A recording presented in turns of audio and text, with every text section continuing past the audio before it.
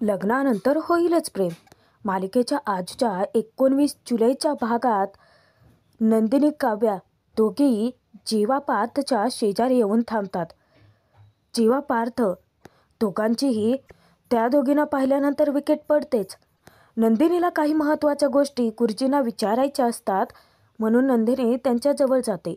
तेव्हा गुरुजी मानिनीला 2 ताम्हणं घेऊन यायला सांगतात. विक्रम विचारतात की 2 तांबेही लागतील ना, आणि ते दोघेही ते घेऊन येण्यासाठी किचनमध्ये जातात. रम्या विचार करते की जर या दोन्ही जोड्यांचा जर डिवोर्स होणार असेल तर हे पूजेसाठी का बसतायत. बहुतेक मामा मामीची मर्जी मोडू शकत नाहीत आणि डिवोर्सबद्दलचं सत्य त्यांना सांगू शकत नाहीत म्हणून कदाचित बसत असतील. पार्थसोबतच्या लग्नाची स्वप्न रंगवते की काव्या आत्ता तू कर पार्थसोबत पूजा, नंतर तर पार्थसोबत पूजेला मीच बसेन. रम्या पार्थ देशमुख गालातल्या गालात हसते. तेव्हा वसुहत्या म्हणते की रम्या तुझ्या मनात नक्की काय चाललंय ते ओळखलंय बरं का मी. रम्या अगदी लाजून चूर होते. नंदिनी विचार करूनच भांबावून गेलेली असते. गुरुजींना ती विचारते की गुरुजी तुम्ही त्या दिवशी सांगितलं ते आणि आत्ताची परिस्थिती पूर्ण वेगळी आहे. या अशा विपरीत परिस्थितीत सुद्धा हे सगळं आपण का करतोय. गुरुजी नंदिनीला उत्तर देतात की तुझ्या सगळ्या प्रश्नाची उत्तरं पूजा सुरू झाल्यानंतर तुला मी देईनच. आत्ता तुम्ही पूजेला तर बसा. इतक्यातच विक्रम मानिनी तामन तांब्या घेऊनही येतात.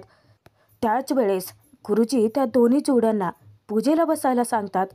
त्या दोन्ही जोड्या एकमेकांशी धक्क्याने बघायला लागतात. त्यांच्या मनात अजूनही चलबिचल चालूच असते.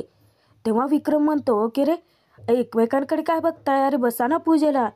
वसुहत्या मुद्दाम विचारते की पार्थ अरे बस ना पूजेला. काव्या नंदिनी जीवा का बसत नाही आहात तुम्ही पूजेला. अरे बसा ना पटकन, पूजा लवकर सुरू करायची आहे. काव्या तुला पूजेला बसायचं नाही आहे का. तेव्हा काव्या मागे वळून वसुहत्याला विचारते की का मी असं म्हणाले का. मानिनी म्हणते की वसुताई कशाला उगाचच तिला असं बोलताय. वसुहत्या उत्तर देते अगं मानिनी, अगं बघतेस ना या दोन्ही जोड्या काही पूजेला बसत नाही आहेत आणि असं गुरुजींना आपण किती वेळ ताटकाळत ठेवायचंय. त्या दोघांनाही ती जबरदस्ती पाटावर बसवते. जीवानंदिनी काव्या पार्थ वसुहत्याच्या आग्रहावरून पूजेसाठी बसतात. तेव्हा नंदिनी जीवा नंदिनीकडे पाहतो. त्याचप्रमाणे पार्थ काव्या दोघे एकमेकांकडे बघतात. नंदिनीला लग्नापासूनचा प्रत्येक प्रसंग आठवतो की याच जीवाच्या साथीने तिने सप्तपदी घेतली होती. त्यानंतर जीवाच्या तोंडूनच तिने तो खुलासा ऐकला की जीवाचं कोणावरती तरी प्रेम आहे, परंतु त्याने त्यावेळी सांगितलं होतं की एकतर्फी आहे. नंतर जेव्हा तो हँडमोल्ड फुटला तेव्हा त्याच्या तोंडून आपसुकच निघालं की आमची शेवटची आठवण होती. आणि मग नंदिनीने टोकाचा निर्णय घेतला, ते म्हणजे डिवोर्सचा.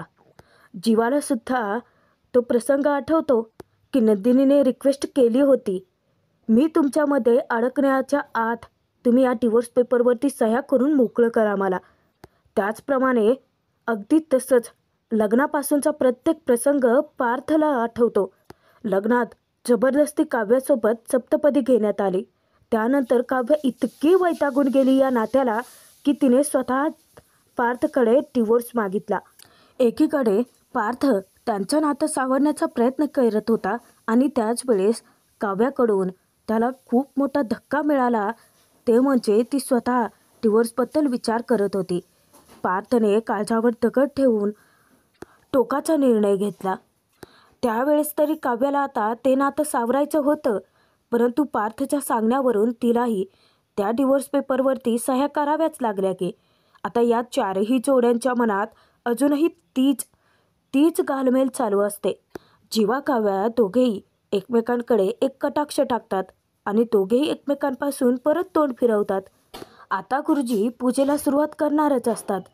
तेव्हा ते मानिनीला आदेश देतात की सगळ्यांना कुंकू लावून घे आणि पार्थ जीवाच्या हाती त्या दोघांनाही टोप्या देतात. मानिनी नंदिनी काव्या दोघींनाही हळदी कुंकू लावते आणि जीवा पार्थ दोघांनाही नाम ओढते. आता होते पूजेला खरी सुरुवात. तेव्हा गुरुजी त्या दोन्ही जोड्यांना सांगतात की सर्वांनाच प्रश्न पडतो की आपण सत्यनारायणाची पूजा घरामध्ये का घालतो. आणि माझ्यासाठीचं सत्य हेच आहे की ते म्हणजे तुमच्या आतला आवाज. प्रत्येक वेळेस तुम्ही त्या आतल्या आवाजाचंच ऐकावं असं मला वाटतं. सत्य म्हणजेच नारायण, जो की आपल्या आतच आहे. तुम्ही जगाशी खोटं बोलू शकता, तुम्ही घरच्यांची सुद्धा खोटं बोलू शकता, परंतु तुम्ही स्वतःशी खोटं कधीच नाही बोलू शकत. गुरुजींचं म्हणणं ऐकल्यानंतर हे चौघे एकमेकांकडे बघायला लागतात. त्यामुळे सत्यनारायणाच्या पूजेचा हाच अर्थ आहे आणि तो तुम्ही समजून घ्यावा असंच मी सांगेन. नंदिनी, काव्या, तुम्ही दोघीही ज्या वेळेस पूजा चालू असेल तेव्हा तुमच्या नवऱ्याच्या हाताला हात लावून मम म्हणायचं आहे. परत या दोघी धक्क्याने त्या दोघांकडे बघतात आणि सर्वात आधी तर आपल्याला आचमन करायचं आहे.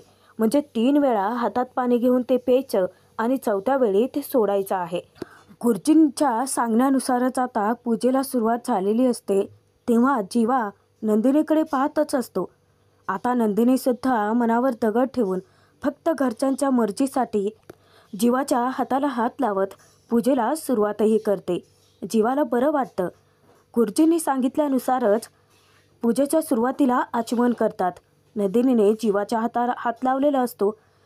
गुरुजींनी मंत्रोच्चाराला सुरुवातही केलेली असते. तेव्हा जीवा हातात 3 वेळा पाणी घेऊन तो पितो आणि 4थ्या वेळेस ते पाणी तामनात सोडून देतो. आता त्यानंतर गुरुजी त्या पूजेच्या विधीला पार्थकाव्याला सुरुवात करायला सांगतात. आता मात्र या दोघांच्याही मनाची चलबिचल चालू होते.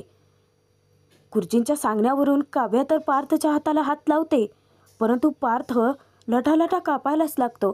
त्याचं त्यालाच कळत नाही की तो काय करतोय. काव्याचे डोळे पाणावलेले असतात आणि पार्थचा नाईलाज होतो. शेवटी पार्थ मनाविरुद्ध त्या पूजेला बसता होता. ही तर विधी तो पार पाडूच शकत नाही. काव्याच्या हाती हात लागता क्षणी तो घाबरतो आणि डायरेक्ट उठतोच की. आता सगळ्यांनाच धक्का बसतो की असं अचानक काय झालं. रम्याला मात्र हसू फुटता, मजा वाटते. मानिनी समजावते की पार्थ, अरे असं पूजेतून मधून उठू नये बाळा. तेव्हा पार्थ रिक्वेस्ट करतो की आई, मला तुझ्याशी बोलायचं आहे. मानिनी समजावते सुद्धा की पार्थ आधी पूजा संपन्न होऊ देत, नंतर बोलूयात की. तेव्हा पार्थ गुरुजींची माफी मागतो आणि जाऊन मानिनीला परत रिक्वेस्ट करतो की आई प्लीज, खूप महत्त्वाचं आहे, मला आत्ताच बोलायचं आहे तुझ्याशी. रम्या वसवात त्याच्या कानात कुजबुजते की मी हेच म्हणत होते, हे दोघेही ना एकमेकांसाठीच खड्डा खांदतायत. मग वसवात्या म्हणते की हो, आपलीच माती आणि आपलाच खड्डा. दोघेही जेव्हा फिदी हसतात त्यांच्यावरती विक्रमची नजर पडते. तो त्या दोघींना खडसावतो की काय काय काय चाललंय तुमच्या दोघींच्या नक्की. पटकन घाबरतात आणि शांतच होतात. पार्थ मानिनीला बाजूला घेऊन येतो आणि तो तिला प्रश्न विचारतो की आई, मला सांग की ही पूजा नक्की कोणासाठी होते. मानिनी विचारते की पार्थ, कोणासाठी होते म्हणजे. अगं आई, तसं नाही आहे. म्हणजे जी माझ्यासोबत पूजेला बसणार आहे तिलाच जर माझ्यासोबत संसार करायचाच नसेल तर. पार्थचं बोलणं ऐकून काव्याच्या काळजात धस्स होतं. नंदिनी जीवा धक्क्याने काव्याकडे बघतात. वसवात्या रम्या दोघेही हसून आनंद लुटतात. आयतं खोलीत हाती सापडले म्हटल्यानंतर त्याचाच तमाशा तर होणारच ना. वसवात्या विचारते की विक्रम, अरे काय म्हणतोय हा मुलगा. तेव्हा विक्रम समजावतो की नाही वसुताई, तू शांत हो बरं जरा, काही नाही झालेलं एवढं. मानिनी विचारते की पार्थ, अरे नक्की असं विचित्र का वागतोयस तू. पार्थ म्हणतो की आई, तुला कळतंय ना गं, मी विचित्र वागतोय, लक्षात येतंय ना गं. हे सगळं मला खरंच सहन होत नाही आहे माझी इच्छा या पूजेला बसण्याची. हात जोडून विनंत्या करतो. दुसऱ्याच सेकंदाला येऊन जीवालाही खडसावतो की जीवा, नाही म्हणजे आईने सांगितलं, गुरुजीने सांगितलं म्हणून लगेचच पाठावर येऊन बसलास. का करतोय हे सगळं. म्हणजे ही पूजा मान्य आहे का तुला. बोल ना जीवा, दे ना उत्तर. मानिनीजवळ येता क्षणी पार्थ परत तिला रिक्वेस्ट करतो की आई, अगं का हे सगळं करताय तुम्ही. नाही म्हणजे आम्हा दोघांना पूजेला का बसवलेत तुम्ही. तू आणि बाबा बसा ना पूजेला. तेव्हा परत वसुआत्या आता याचा बाऊ करणार तर मानिनी तिला गप्पच बसायला सांगते. परत त्याचाही ती बाऊच करते. बोल मानिनी बोल.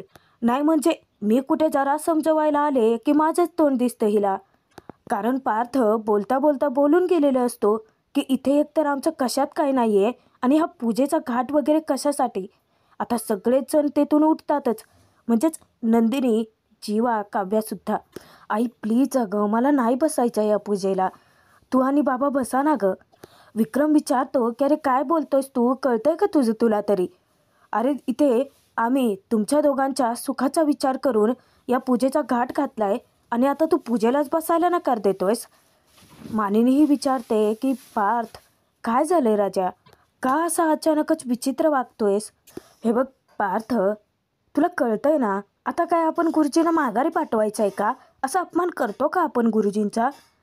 आता मानिनी पार्थला समजावते की नाही, विक्रम मानिनी आहेत ना खंबीर त्यांच्या मुलांचं बघण्यासाठी, परंतु नाही, वसवात त्याला परत नाक खुपसायचं आहे मध्येच. पार्थला सगळ्यांसमोर वेठीस धरते की पार्थ, नाही म्हणजे बाबा तुझ्या मनात नक्की काय चाललंय ते तरी कळू देत आम्हाला. तुला आत्ता तरी मी स्पष्टच विचारते की तुला काव्यासोबत पूजेला बसायचं नाही आहे का, नाही म्हणजे बसायचं जर नसेल तर का बसायचं नाही आहे. आता तिने पेचातच टाकलेलं असतं याला. अरे पार्थ, तुमचा संसार टिकावा म्हणून किती प्रयत्न करते अरे काव्या, नको ना रे तिच्याशी असं वागूस.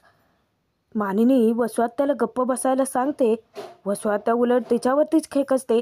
काय मानिनी, वसुताई म्हणजे काय.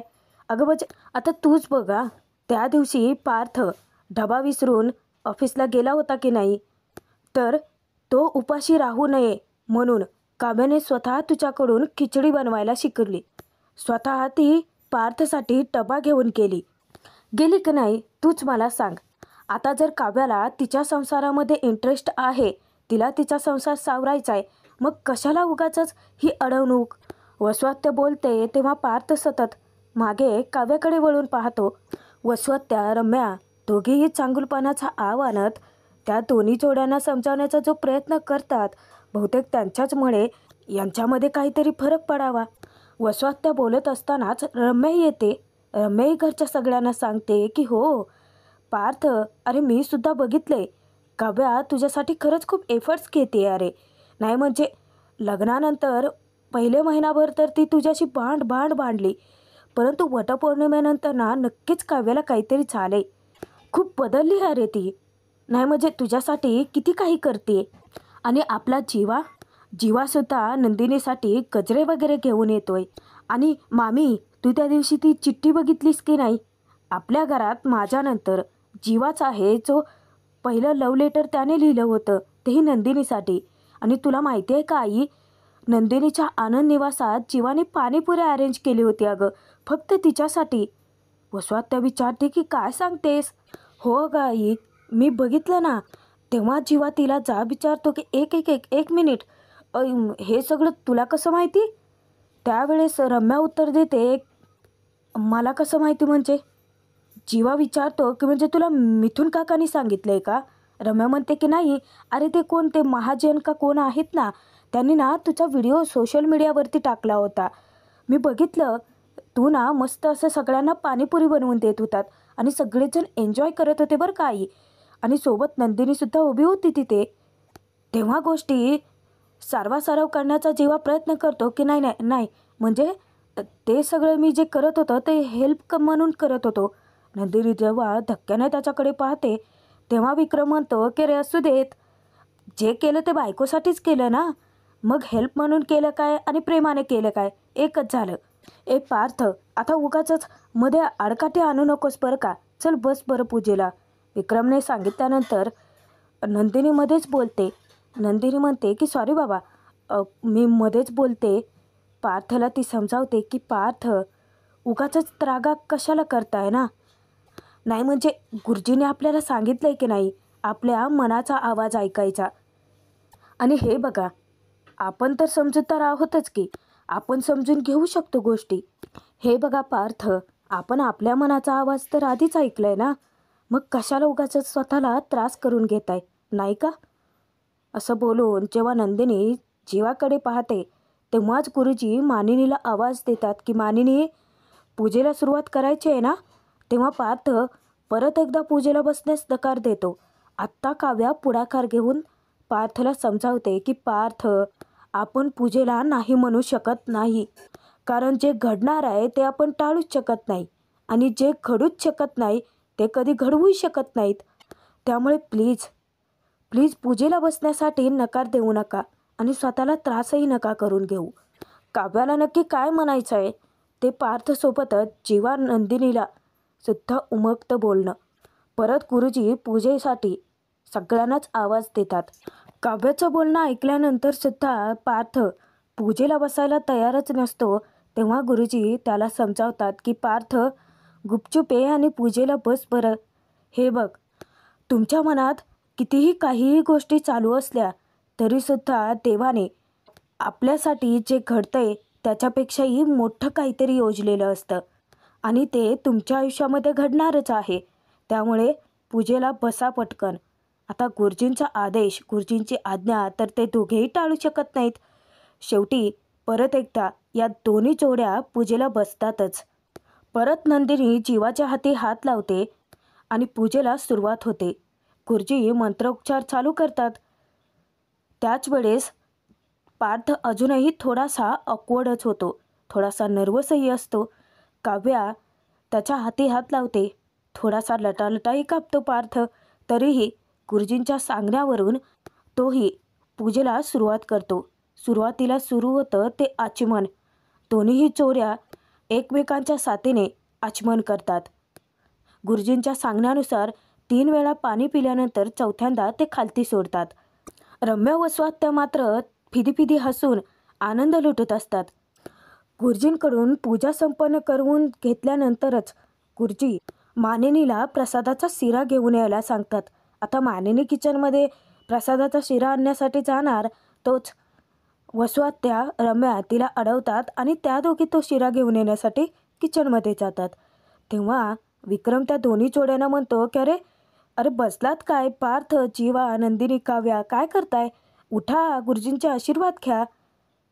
तेव्हा त्या दोन्ही जोड्या उठतात. पार्थ, काव्या दोघेही एकमेकांकडे कटाक्ष टाकतात. त्यानंतर दोघेही गुरुजींचे आशीर्वाद घेतात. त्यानंतर जीवा नंदिनी पुढे येतात आणि गुरुजींचे आशीर्वाद देतात. आता गुरुजी या दोन्ही जोड्यांना काय आशीर्वाद देतात माहिती आहे? नंदिनी, काव्या दोघींनाही ते आशीर्वाद देतात की सौभाग्यवती भव, असेच कायम एकत्र राहा. तेव्हा मात्र त्या चौघांनाही धक्का बसतो. परत धक्क्याने एकमेकांकडे बघतात. आता मध्येच विक्रम चेष्टा करत विचारतो की गुरुजी, नाही म्हणजे ते हल्ली अष्टपुत्र सौभाग्यवती भव हे सगळे आशीर्वाद नसतात काय? मानिनी विक्रमला चिमटाच काढते. गुरुजीच्या तोंडून खूप मोठं सत्य अचानक बाहेर पडतं. गुरुजी म्हणतात की अहो, हल्लीच्या मुलांना मुलं नको असतात ना, काहींना तर लग्नच नको असतं, डिवोर्स हवा असतो. हे जे गुरुजी बोलतात ना ते त्या चौघांकडे पाहूनच बोलत असतात. नंदिनीला तर आता विचारलेल्या प्रश्नांचं उत्तर मिळालेलंच असतं की त्या जोड्या एकत्रच राहणार आहेत. कोणी कितीही त्यांचं नातं तोडण्याचा प्रयत्न केला तर ते तुटू शकत नाही. शेवटी ती गाठ देवाने बांधलेली आहे. तर भाग इथेच संपतोय. पुढील भागात बघूयात. गुरुजी काव्या नंदिनीला आदेश देतात की लग्नानंतर तुम्ही जे मंगळसूत्र उलटं घातलं होतं तेच मंगळसूत्र आता तुम्हाला सुलटं घालायचं आहे. तेव्हा नंदिनी, काव्या हादरतात. त्यानंतर गुरुजींच्या सांगण्यावरून दोघे आता गळ्यातून मंगळसूत्र काढणार.